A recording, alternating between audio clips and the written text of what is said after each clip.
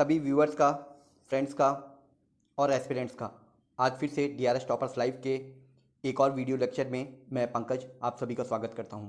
आज हम लोग बात करेंगे कि अखबार पढ़ना कितना ज़रूरी है और अखबार को कैसे पढ़ा जाना चाहिए। हमारी सीधी बात नो बकवास वीडियोस को देखने के बाद बहुत सारे फीडबैक और कमेंट्स हमें मिल रहे हैं कि सर अखबार पढ़ने का तरीका बता दीजिए और हिंदी और इंग्लिश दोनों माध्यम में बता दीजिए। तो आज मैं पहले वीडियो में पार्ट 1 में हिंदी अखबार को पढ़ने की टेक्निक बताऊंगा और ये टेक्निक बहुत इफेक्टिव थी। मैंने अपने हर वीडियोस में लेक्चर्स में बताया है कि अखबार की समरीज की बजाय आप लोग मैगजीन्स और इनके ठीक है वो जो कंसोलिडेटेड समरी मिलती है या नोट्स मिलते हैं वो अपने लिए फ़ायदेमंद हैं, मगर अखबार पढ़ना एक रिलीजियस ड्यूटी होनी चाहिए। सिविल सर्विसेज की तैयारी के दौरान आप इसके बने बनाए नोट्स के चक्कर में ना पड़िए, वो आपको शॉर्ट रिवीजन में हेल्प करेंगे, मगर अखबार पढ़ने की आदत डेली होनी चाहिए। क्योंकि जब आप मेंस आंसर राइटिंग में जाएंगे या इंटरव्यू में जाएंगे तो आपका बोलने का तरीका, आपके पॉइंट्स, आपका सोचने का जो बड़ा परिदृश्य है ये बहुत इंपॉर्टेंट रोल प्ले करता है और खासकर मेंस की राइटिंग में।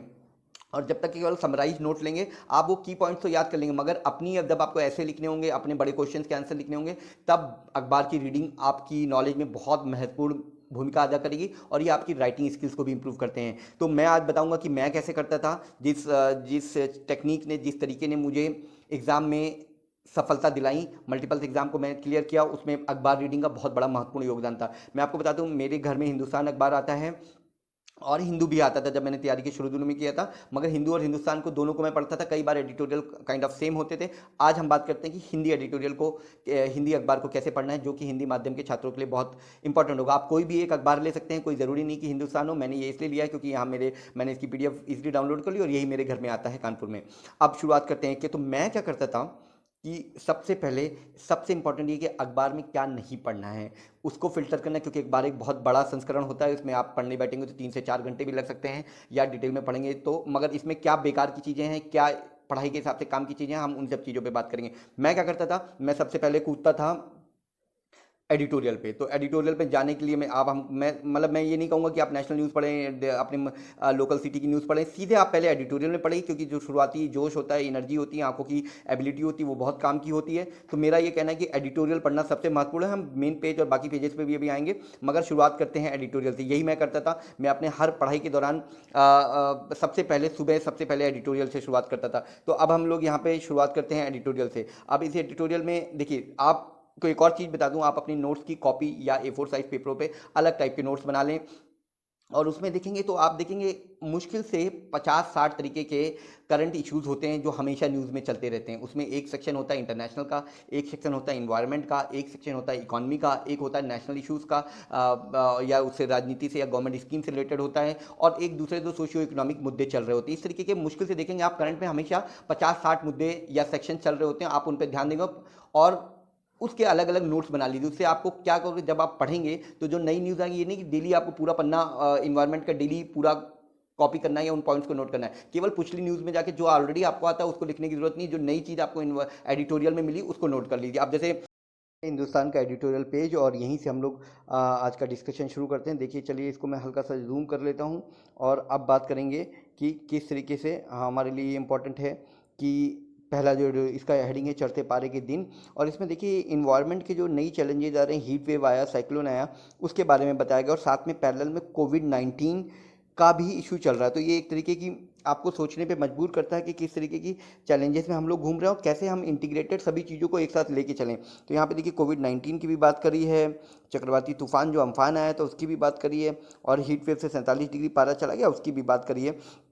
और अब देखिए यहाँ पे दिल्ली में ऑरेंज अलर्ट का एक डिस्कशन दिया है। ऑरेंज अलर्ट का ये मतलब है कि इस तरीके के जो इन्वायरमेंटल अलर्ट होते हैं वो यहाँ पे मेंशन करने की ज़रूरत है और हमको तुरंत जाके चेक करना चाहिए कि orange alert, red alert, green alert, ये किस तरीके के अलर्ट्स हमारे इन्वायरमेंटल इंटरनेशनल तरीके से या इंडिया में कैसे फॉलो किए जाते हैं। तो ये जानकारी आपको तुरंत ढूंढनी होगी और अपनी नॉलेज बेस में जोड़नी होगी, चाहे अपने नोट्स में नोट करनी हो। अब इसके बाद दूसरे पैराग्राफ की पढ़े तो लॉकडाउन के टाइम पर जो इकोनॉमिक नुकसान हो रहा है उसकी बात करी गई है, मगर इसी दौरान कोरोना ड्यूरेशन के दौरान, कोविड का जो प्रॉब्लम है उसके दौरान, हम ये देख रहे हैं इन्वायरमेंट के लिए काफ़ी तरीके की सुखद चेंजेस नोट किए गए थे उसमें, चाहे वो नदी का प्रदूषण हो वो कम हुआ, वाटर पोल्यूशन कम हुआ, एयर पोल्यूशन कम हुआ, और आर्कटिक क्षेत्र में जो ओजोन का होल था वो भी कम हुआ। तो तुरंत आपके दिमाग में आना चाहिए, ओजोन के बारे में सोचिए कि कौन कौन से प्रोटोकॉल हैं उसके बारे में, ओजोन कौन सी गैस से इम्पैक्ट होता है, और किस तरीके के मॉन्ट्रियल प्रोटोकॉल क्या है, तुरंत आपके दिमाग में आना चाहिए और आपके नोट्स में है, और उसको रिवाइज करिए। देखिए पढ़ाई इंटीग्रेटेड है, हर चीज़ दिमाग में रखनी चाहिए।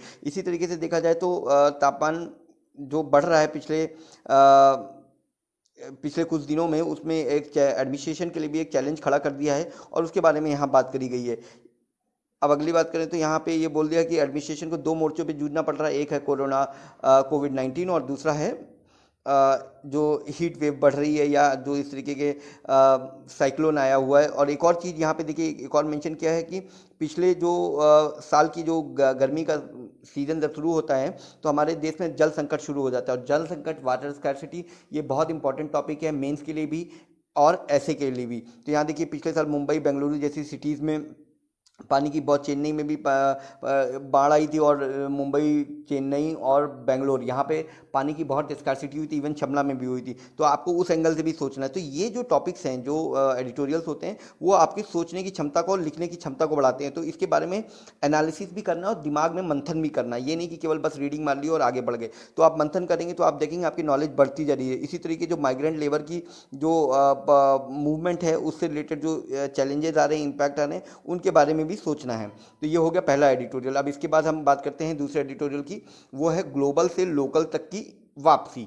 और ये एडिटोरियल जो है, अभी हाल में प्रधानमंत्री जी ने जो आत्मनिर्भर भारत का जो अपील करी है, आत्मनिर्भर भारत का जो प्रोजेक्ट और एजेंडे को सामने लेके आए हैं, वो ये बताता है कि किस तरीके से हम भारत को आत्मनिर्भर बनाएंगे, इकोनॉमिकली, मेडिकली, और हर तरीके से हम सेल्फ इंडिपेंडेंट बनेंगे। और इसमें जो सबसे बड़ी बातें आ रही हैं, वो देखिए, आप इसको थोड़ा सा जूम करके देखते हैं और फिर हम लोग इस पर बात करेंगे। राष्ट्र आत्मनिर्भर, वोकल फॉर लोकल, ये चीज़ें आपके ऐसे लिखने में, ये जो लाइन्स हैं, वोकल फॉर लोकल, आत्मनिर्भर भारत, ये इंपॉर्टेंट हेडिंग्स आपके काम में आएंगी। इसके बाद ये इंपॉर्टेंट है कि किस तरीके से इन जो हम लोग इंपोर्ट करते हैं चीज़ों का, चाहे वो इलेक्ट्रॉनिक चीज़ें हों, चाहे ईटेबल्स हों, खाद्य पदार्थ हों, जैसे हम लोग ऑयल भी है, इवन कुछ कंडीशंस में पल्सेस का भी इंपोर्ट किया जाता है। कई बार कुछ क्या कहते हैं, जो टी है उसका भी इंपोर्ट किया जाता है, बहुत सारी, और टेक्सटाइल का भी इंपोर्ट होता है, या जो इलेक्ट्रॉनिक्स, खासकर टेक्नोलॉजी वाली चीज़ें, उनका बहुत इंपोर्ट होता है। उन चीज़ों में कैसे हमें आत्मनिर्भर बनना है, ये उस लेकर ऐसे। और मैं आपको डेफिनेटली बता दूं कि जिस तरीके से न्यूज़ में ये आत्मनिर्भर भारत की बात चल रही है, ये बहुत ही इंपॉर्टेंट टॉपिक है जिसको आपको तैयार करना है। वो इंटरव्यू में भी काम आएगा, मेंस में भी काम आएगा। अब जैसे यहाँ पे देखा जाए तो पुरानी, जब भी ऐसे को शुरू कर रहे हैं तो इन्होंने 19वीं शताब्दी पे आपको लेकर के, देखिए ऐसे लिखने का स्टाइल बता रहा है कि किस तरीके आप 19वीं शताब्दी में जाएंगे। और फिर उस समय 1929 के दौरान जो यूरोपियन और अमेरिकी कंट्री ने ग्लोबलाइजेशन का फ़ायदा उठाया, और उस समय एक बड़ा रिसेशन आया था, महामंदी जिसको बोलते हैं, 1929। ये आपको पता होना चाहिए, 1929 में अब तक का दुनिया का सबसे बड़ा रिसेशन आया था। और उसके बाद 1970 के दशक तक किस तरह के ग्लोबलाइजेशन का दौर शुरू हो गया था, और भारत किस तरीके से 1978 तक इन्वॉल्व नहीं था, हमारी क्लोज्ड इकॉनमी होती थी। 1991 में जब सोवियत संघ का पतन हुआ, देखिए इंपॉर्टेंट चीज़ें, प्री में सोवियत संघ का पतन कब हुआ, 1991 में। चीन के बाजार की शुरुआत कब हुई, 1978 में। ये प्री के पॉइंट है। मगर आप जब ऐसे लिखेंगे इकॉनमी के ऊपर, तो ये दिमाग में आपने होना चाहिए किस तरीके से भारत ग्लोबलाइजेशन में घुसा। और फिर 2008 में जो रिसेशन आया था, 2018 में जो ट्रेड वॉर चालू हुआ अमेरिका और चीन के बीच में, देखिए सारी इंक्लूडेड किस तरीके से, ऐसे कोई इस राइटर ने लिखा है, और किस तरीके से सारी चीज़ों को मर्ज किया है, सारे डायमेंशन को मर्ज किया है। अब इस तरीके की बात करी ताइवान में सेमीकंडक्टर मैन्युफैक्चरिंग कंपनी, तो आपको पता होना चाहिए कि ताइवान जो है इलेक्ट्रॉनिक प्रोडक्ट बनाने में बहुत आगे की कंपनी है, कंट्री है। और ताइवान और चाइना का जो डिस्प्यूट चलता रहता है कंट्री और अपने कंट्रोल को लेकर, वो भी एक इंपॉर्टेंट मुद्दा है। तो इन सब चीज़ों को तुरंत दिमाग दौड़ाना चाहिए। अभी इस देखिए यहाँ पे पीपी किट का मेंशन किया हुआ है, तो तुरंत आपको ये सोचने वाली बात होगी कि किस तरीके से, यहाँ पे देखिए किस तरीके प्रधानमंत्री भारत में पीपी किट N95 में हमने बार जोर दिया। तो इसमें ये आपको तुरंत देखना चाहिए कि कितना हमारा किट चल रहा है। इस तरीके की न्यूज़ में चीज़ें बनी रहती हैं। और इसके बाद हम लोग आते हैं उपकरण संस्करण, जितना कच्चा माल, एपीआई। एपीआई क्या होता है, अब यहाँ पे देखिए इंपॉर्टेंट चीज़ है एपीआई। ये होता है एक्टिव फार्मास्यूटिकल इंग्रेडिएंट, जो दवाइयाँ हम लोग बनाते हैं। जैसे अभी हाइड्रोक्लोरोक्वीन न्यूज़ में थी, हाइड्रोक्सी क्लोरोक्विन न्यूज़ में थी, उसमें हम ध्यान देने वाली बात है कि जो एपीआई होता है, एपीआई एक्टिव फार्मास्यूटिकल इंग्रेडिएंट, जो दवाई का बेस होता है, उसका जो पाउडर होता है वो बेसिकली हम 80% चाइना से मंगवाते हैं। यहाँ पे देखिए 66% लिखा, मेरी जो नॉलेज थी 66 से 70-80% तो चाइना। तो इसके हम कब तक, जब तक दवाइयों का एपीआई हम दूसरे देश से मंगाएंगे तब तक हम उन पर डिपेंडेंट बने रहेंगे। मोबाइल के बारे में भी देखें, जो मोबाइल का जो इस्तेमाल होता है, उसके जो पार्ट्स होते हैं, जो उसकी इलेक्ट्रॉनिक आइटम्स होते हैं, उसमें 88% चाइना से आता है। तो हम चाइना पे कितने डिपेंडेंट हैं, तो इसलिए चाइना जो है हमेशा हमारे ऊपर इकोनॉमिक तरीके से इकोनॉमिक जो हमारा ट्रेड होता है, बार्गेन, उसमें हमेशा डोमिनेट करता रहता है। तो ये भी देखने वाली चीज़ है। इसी तरीके आप देखो इंडिया क्या क्या मंगवाता है, उसमें प्लास्टिक हो गई, कैपिटल मशीन्स हो गई, वनस्पति तेल हो गया, मलेशिया से आता है, दक्षिण कोरिया, जापान, इन सब पे निर्भर है। तो हमें जब ये बहुत बड़ा मिशन चल रहा है, ये इंटरव्यू में, मेंस में पूछा जा सकता है कैसे भारत आत्मनिर्भर बनेगा, तो वहाँ पे आपको ये देखने की जरूरत है कि आप वोकल और लोकल, उसके लिए हमें वोकल बनना पड़ेगा। और यहाँ पे इन सब चीज़ों को दिया हुआ है। और जितने भी नंबर्स और डिजिट्स की बात करी जाती है, उनका हमेशा ध्यान रखिए कि देखिए किन नीतियों के विश्व व्यापार में भारत की हिस्सेदारी 1985 में घटकर 0.45% रह गई थी। अब जो करंटली कितना है, जो 1950 में 2.2 था, वो घट के आज़ादी के बाद 3, जीडीपी की 3%। ये इंपॉर्टेंट फैक्टर्स हैं जो आपको पूरी इंडिया के पिक्चर देते हैं। अब इस तरीके से अब भारत की इकोनॉमी की बात करें तो दवाइयाँ, इलेक्ट्रॉनिक, मोटर वाहन, जरूरी घटकों की आयात करना सही होगा, तब हम वैक्यूम आपूर्ति वर्ल्ड ग्लोबल सप्लाई चेन का हिस्सा बनेंगे। और गैर सीमा शुल्क से जोड़ा गया है अमेरिका और भारत का कारोबारी रिश्ता, तो आपको इंडिया अमेरिका के ट्रेड रिलेशंस के बारे में सोचना होगा।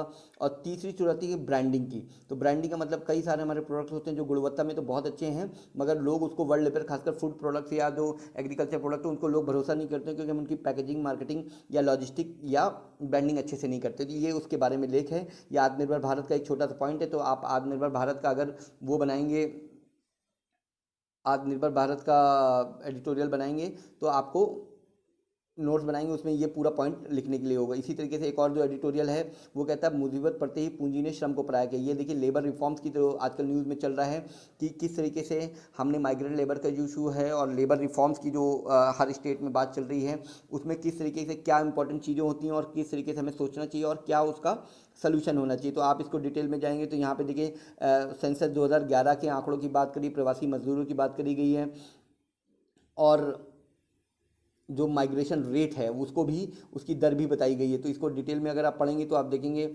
इन्होंने सोल्यूशंस की भी बात करी। 2015 में पार्थ मुखोपाध्याय के ऐसा, देखिए ये शहरी गरीबी उपशमन, ये कमेटी बनी थी, उसके बारे में भी इन्होंने बात करी थी। तो दिमाग में देने वाली चीज़ें जो आप अपने आंसर्स में यूज़ कर सकते हैं। One nation one ration card scheme की बात करिए तो ये भी आपको आंसर्स में यूज़ कर सकते हैं। किस तरीके से पूरे देश में जो माइग्रेंट लेबर है उनको पीडीएस की सुविधा मुहैया कराई जाएगी, जो कि अभी गवर्नमेंट ने अनाउंस किया है। और जो उनकी सोशल सिक्योरिटी है, जिसमें स्कूल का होना तो उनको हेल्थ जो सिक्योरिटी है वो प्रोवाइड करानी चाहिए। तो ये उस पर न्यूज़ थी। इसी तरह एक और, ये दो एडिटोरियल हो गए। उसके अलावा जो इंपॉर्टेंट चीज़ है, ये साइबर संसार से किसी का कमेंट लेके आए हैं, तो इसको भी आप पढ़ सकते हैं। किस तरीके ये सब चीज़ें मोटिवेशनल और पुरानी चीज़ों को भी आपको बताती हैं। तो ये नेहरू जी के बारे में कुछ कमेंट, कुछ आर्टिकल दिया गया, इसको भी आप डिटेल में जाके देख सकते हैं। तो पुरानी हिस्ट्री के बारे में आपको नॉलेज मिल, जैसे राजेंद्र सच्चर जस्टिस भी थे। तो इस सच्चर कमेटी को तुरंत याद आएगा, आपको देखना चाहिए। सच्चर कमेटी मुस्लिम्स के लिए बनाई गई थी, मुस्लिम्स प्रमोशन के लिए, उनके उनके अपलिफ्टमेंट के लिए। तो उसके क्या कमेंट्स थे तो दिमाग में आना चाहिए। इसी तरह मनसा वाचा कर्मणा है, ये मोटिवेशनल चीज़ होती है और इसको भी आप डेली बेसिस पे दे सकते हैं। मैं रेगुलर देखता था क्योंकि मनसा वाचा कर्मणा में आपको जो मेंटल चैलेंजेस आते हैं उनको कैसे इवॉल्व करना उसके बारे में बताया जाता है। अब आगे बढ़ते हैं तो व्यर्थ का विवाद, ये तुलसीदास जी की इतना इंपॉर्टेंट नहीं है। और ये मेल बॉक्स में जो बच्चों के जो जो अखबार पढ़ने वाले लोग होते हैं उनके कुछ कमेंट्स आते हैं, उनके बारे में लिखा है। इनको भी आप सरसरी निगाह में देख सकते हैं कि किस तरीके से लोगों की विचारधारा क्या चल रही है, किस तरीके की चीज़ें लोग इसमें, ये डिबेट के लिए, ऐसे के लिए ये कमेंट्स जो होते हैं आपके काम के हो सकते हैं। जैसे विद्यार्थियों की दुविधा कैसा हो, लोकतंत्र, इस तरीके की बातें करी जाती हैं। अब हम लोग बढ़ते हैं, इसके बाद चलते हैं नेशनल न्यूज़ की तरफ। सारा दिन उड़ाने होने से रद्द रहे परेशान रहे यात्री, चीन व नेपाल पर पारदर्शिता जरूरी। देखिए आपको तुरंत दिमाग में आ जाना चाहिए कि ये वैसे तो पॉलिटिकल चीज़ है, मगर मेरा जैसे कहना है कि पॉलिटिकल कुछ भी नहीं पढ़ना, बट फिर भी चीन और नेपाल में पारदर्शिता जरूरी, यानी चीन और नेपाल से जो इश्यूज चल रहे हैं उसके बारे में इंटरनेशनल डिप्लोमेसी किस तरीके से है उसके बारे में सोचने की ज़रूरत है। अब जैसे यहाँ पे एक और पॉलिटिकल कमेंट, इसमें आपको जाने की ज़रूरत नहीं है, मगर फिर भी आप ये देख सकते हैं लॉकडाउन विफल, आगे की रणनीति। ये क्वेश्चन आपसे मेंस में पूछा जा सकता है कि लॉकडाउन का क्या इम्पैक्ट रहा, कितना वो सक्सेसफुल रहा, कितना वो उसमें फ़ायदे हुए, नुकसान हुए, या उसकी जगह आप क्या करते अगर आप होते राष्ट्रपति या मुख्यमंत्री या प्रधानमंत्री, तो आप उस फैसले में किस तरीके से काम करते हैं। नकारात्मक इसको छोड़ दीजिए, पॉलिटिकल चीज़ें कोई नहीं पढ़नी है, निजी व चार्टर को ये जो न्यूज़ है स्पाइस ये सब काम की चीज़ नहीं है। महाराष्ट्र सरकार को लेकर सियासी, ये भी हमारे काम की चीज़ नहीं है। अब हम लोग नीचे की तरफ बढ़ते हैं। ये पेज आया है नई पीढ़ी के टेस्ट को एक बार में हजारों नंबरों की दी। देखिए टेस्टिंग साइंस से थोड़ा रिलेटेड चीज़ है, ये आपके प्रीलिम्स में काम आ सकता है। तो यहाँ पे किस तरीके की टेस्टिंग को हम लोग यूज़ करते हैं उसके बारे में बताया गया है, और इस टेस्टिंग का नाम है कोरोना जंग में टेस्टिंग से अपना खासा इजाफा। CSIR, जो मैंने एक इंस्टीट्यूट अपने लिस्ट में बताया था, CSIR ने जो प्रयोगशाला है centre for molecular biology, CCMB। अब देखिए ये पूरा प्रीलिम्स का क्वेश्चन है, सीधे सीधे क्वेश्चन ऐसा आ सकता है कि centre for cellular molecular biology कहाँ पे स्थापित है, वो है हैदराबाद में। तो इस तरीके की चीज़ें आपको जैसे मिले वो तुरंत आप अपने नोटबुक में नोट कर लीजिए। अब पूल टेस्ट क्या होता है तो उसके बारे में यहाँ मेंशन किया गया है, और ये किस तरीके से हमारी टेस्टिंग कैपेसिटी को बढ़ाएगा उसके बारे में मेंशन है। म्यूचुअल फंड बिजनेस के बारे में पढ़ना नहीं है। पाकिस्तानी टिड्डियाँ यूपी की ओर बढ़ रही है। देखिए एक तरीके का ये पाकिस्तानी टिड्डियाँ जो लोकस्ट अटैक है इसके बारे में यहाँ पे दिया। ये एक बड़ी झांसी और जयपुर और राजस्थान के कई क्षेत्रों में इस तरीके का लोकस्ट अटैक आया है जो पिछले 25 साल का सबसे खतरनाक टिड्डी अटैक है। तो इसके बारे में आपको तुरंत जानना होगा, क्योंकि ये क्वेश्चन कहीं भी इन्वायरमेंट से रिलेटेड, एग्रीकल्चर से रिलेटेड प्रीलिम्स में या मेंस में आ जा सकता है।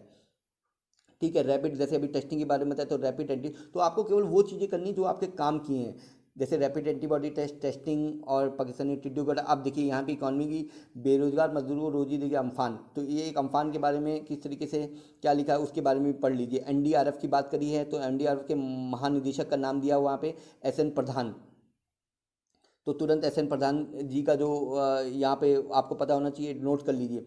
ठीक है, अब यहाँ पे अम्फान के बारे में, कोरोना में कलकत्ता में सबसे ज़्यादा मृतक, उसके बाद अब ये देखिए देश की GDP वृद्धि दर 2012 के बाद सबसे धीमी होगी।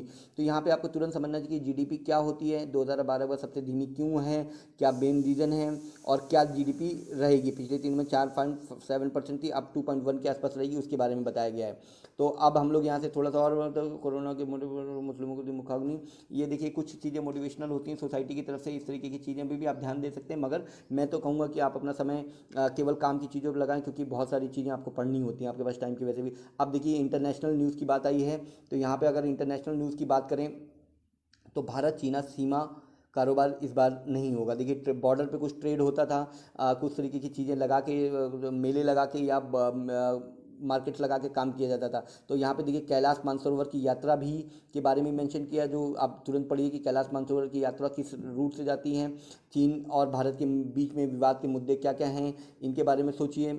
और करोड़ों कितने रुपए का, देखिए ट्रेड कितने रुपए का, 1,91,00,000 रुपए का आयात होता, 25 लाख रुपए का निर्यात होता था। तो किन चीज़ों का निर्यात आयात होता, कितना डिफरेंस बना हुआ है भारत और चीन के बीच में, ये भी एक इंपॉर्टेंट चीज़ है। और अब यहाँ पे देखिए, यहाँ पे चीन का दबाव स्वीकारने किस तरह के डिप्लोमेटिक इशू चले, LAC पर गतिरोध, लाइन ऑफ एक्चुअल कंट्रोल। तो तुरंत आपको सोचना चाहिए line of actual control China के साथ हमारी कहाँ पे मिलती है, LOC और LAC में डिफरेंस क्या होता है, ये सब इंपॉर्टेंट चीज़ है। बेहतर खराब स्थिति में पहुँचा देंगे दोनों देशों के बीच का व्यापार। तो इन सब चीज़ों को आपको तुरंत देखना चाहिए कि किस तरीके से सिक्किम का क्या रोल है, उत्तराखंड सीमा कौन कौन से बॉर्डर मिलते हैं, इन सब चीज़ों का आपको पूरा चाइना से रिलेटेड जो आपका इंटरनेशनल में जाएंगे, चाइना इंडिया रिलेशंस में पूरे नोट्स में ये आप नोट ऐड कर सकते हैं। अब इसके बाद करते हैं इसके सवाल को क्या कदम उठाए गए। देखिए सुप्रीम कोर्ट से रिलेटेड जो भी चीज़ें होती है वो हमेशा ध्यान में रखिए, खासकर जो कॉमन इश्यूज हैं सोशियो इकोनॉमिक इश्यूज हैं, जैसे इस समय माइग्रेंट लेबर का इशू चल रहा है, उसके बारे में सुप्रीम कोर्ट ने भारत सरकार से सवाल पूछे हैं। कोर्ट ने पूछा शंभू क्या करें, तो इसमें क्या जवाब दिया और क्या मुद्दा है, तो इसलिए ये इंपॉर्टेंट है। अब देखिए यहाँ पे SCQ एजिथ्रोमाइसिन, ये जो दवाइयाँ हैं कोरोना को लेकर इन न्यूज़ में हैं, इनके बारे में यहाँ पे मेंशन किया हुआ है। तो इसलिए ये बहुत इंपॉर्टेंट है कि जो भी काम की चीज़ें, गंगोत्री हाईवे, तुरंत आपके दिमाग में जो है गंगोत्री हाईवे कहाँ से जाता है और कौन सा नेशनल हाईवे उसके पास से निकलता है। और जैसे एच सी क्यू हाइड्रोक्लोरोक्विनोन है, ये प्रीलिम्स से क्वेश्चन पूछा जा सकता है। इसके बाद हम लोग बात करें तो देखेंगे ये मैप दिया हुआ है मुंबई में 80 संक्रमित, तो इसमें ज़्यादा डिटेल में जाने की ज़रूरत नहीं है क्योंकि ये आंकड़े हैं, केवल डेली नए बदल रहे हैं, इसलिए इसकी ज़्यादा ज़रूरत नहीं है। सब्जी वाले में बेटा बोर्ड टॉपर, ये कि मोटिवेशनल स्टोरी यहाँ पे दिख गई हम लोगों को, ये सब पढ़ सकते हैं कि अगर सब्जी बेचने वाले को बेटा टॉप कर सकता है तो हम लोग भी उनसे मोटिवेशनल भी अखबार में मिल जाता है। रांची में जीवित को भेज दिया, ये तो बेकार न्यूज़ है। और फिर आगे बढ़ते हैं हम लोग। अब ये आ गया देश विदेश, यहाँ पे इंटरनेशनल न्यूज़ है। देखिए साइंस की भी न्यूज़ यहाँ पे आपको मिल जाएगी। तो यहाँ पे बात करें, पृथ्वी जैसा सबसे नज़दीकी ग्रह खोज निकाला, तो इसके बारे में तुरंत जाके पढ़िए कि कौन सा हमारी आकाशगंगा के मध्य में क्या है, आकाशगंगा क्या है और क्या नया वैज्ञानिकों ने पता लगाया है। ऑप्टिकल ग्रेविटेशनल केएमटी नेट के बारे में यहाँ पर डिस्कशन है, जो चिली में इस्टेब्लिश है, उसके बारे में देखिए। यानी साइंस की न्यूज़ आपके लिए इंपॉर्टेंट होती है, उसको तुरंत देखना चाहिए। ताइवान को डराने के लिए जंगी बेड़े भेजे, तो मैंने आपको बताया था ताइवान और चाइना के बीच में आपसी सोवेनिटी और डोमिनेशन को लेकर विवाद चलता रहता है। ताइवान कहता है कि मैं चाइना का पार्ट नहीं हूँ, चाइना अभी भी कहता है वो हमारे देश की बाउंड्री का हिस्सा है। तो इस तरीके की आपको न्यूज़ देखनी चाहिए और तुरंत इसको इंडिया चाइना या इंडिया चाइना से रिलेटेड जो ताइवान वाला एंगल उसको नोट करना चाहिए। अब देखिए यहाँ बड़ी न्यूज़ है कि अमेरिका में मृतकों की संख्या 1 लाख के पार, मगर जैसे मैंने बताया कि कोरोना में डेली चीज़ें हो रही हैं, तो आपको बस अपना टाइम नहीं वेस्ट करना है, बस एक मोटी मोटी नज़र डाल देनी है क्योंकि ये चीज़ें बदलने वाली हैं, तो डेली आपको नोट करने की ज़रूरत नहीं है।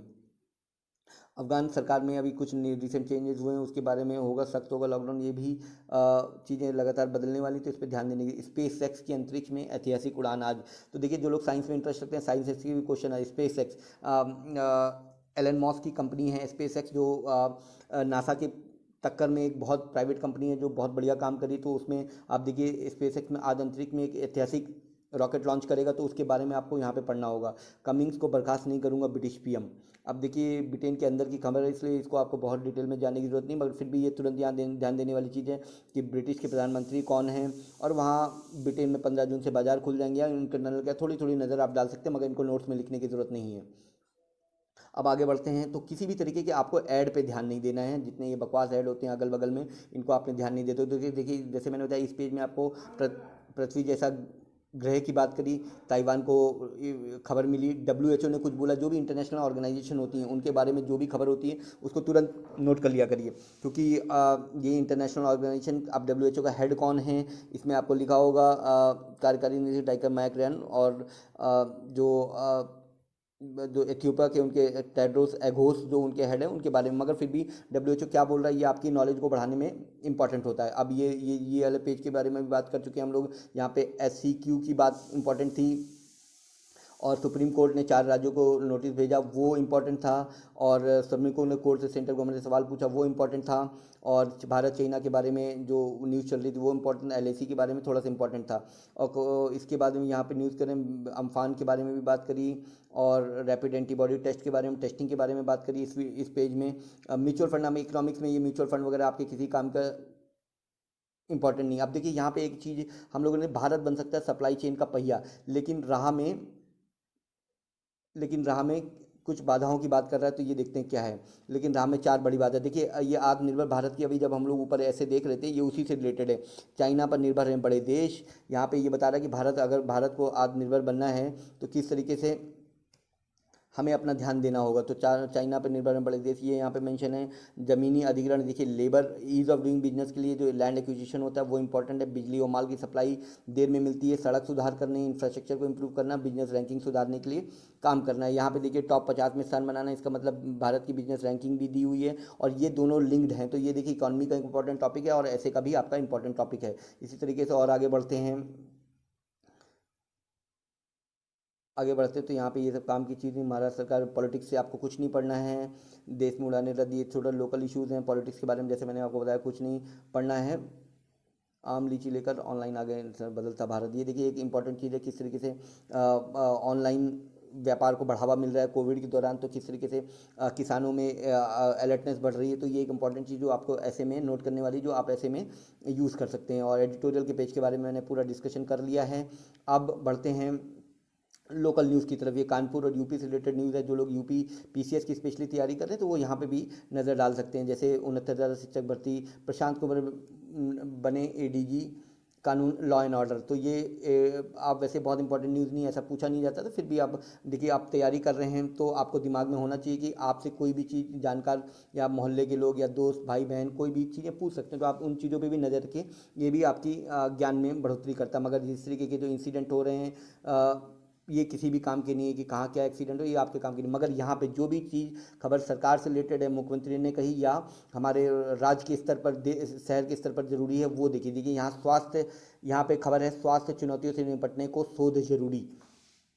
तो यहाँ पे कोविड-19 डायग्नोस्टिक टूल लॉन्च किया गया है, इसके बारे में हमको तुरंत देखना होगा। और यहाँ पे जो मुख्यमंत्री, ये जो पूरा आर्टिकल है मुख्यमंत्री को दिखाया गया है, इसमें इस आर्टिकल के बारे में पूरी ध्यान दें। और यहाँ पे देखिए artificial intelligence based pre screening की बात करी गई है, कैसे तरीके से हम अब यूपी का हेल्थ इंफ्रास्ट्रक्चर टेस्टिंग कैपेसिटी को बढ़ाएंगे, किस तरीके को स्किल मैपिंग करेंगे। देखिए यहाँ पे स्किल मैपिंग की भी बात करी गई है, तो आपको तुरंत समझना होगा कि मुख्यमंत्री हेल्पलाइन में स्किल मैपिंग, हर जो मजदूर लौट के हैं उनकी क्या क्या स्किल है, उससे रिलेटेड उनको बाद में जॉब कराने की मदद करी जाएगी। और किस तरीके से स्वास्थ्य चुनौतियों से निपटने के लिए रिसर्च का क्या रोल है, ये आपके यूपी के बेस्ड नॉलेज में काम आ सकता है, तो इसलिए इसको देखना जरूरी था। अब आगे बढ़ते हैं। एक और अजब गजब कोरोना का चमगादड़ से मुंह, गोरखपुर में 650 चमगादड़ मृत मिले। ये आप नज़र डाल सकते हो, बट ये जो लोकल अखबार होते हैं कई बार सेंसेशन बढ़ाने के लिए न्यूज़ रहते हैं, वो आपके काम की नहीं है।